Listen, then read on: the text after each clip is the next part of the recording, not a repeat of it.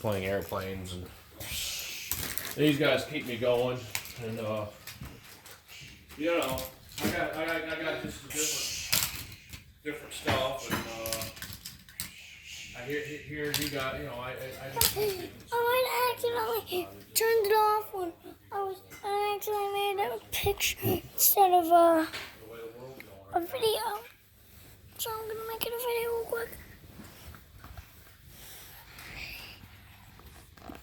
Here's my bed. Here's mine. There's the camera. There's Tree. Good. I thought you were doing the airplane video. Is it finished? Yeah. Here's my upstairs. Here's my outside. Here's the garage.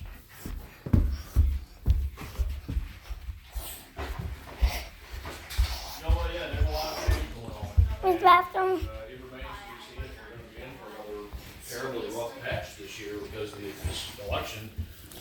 And some just crazy behavior all across the board, really.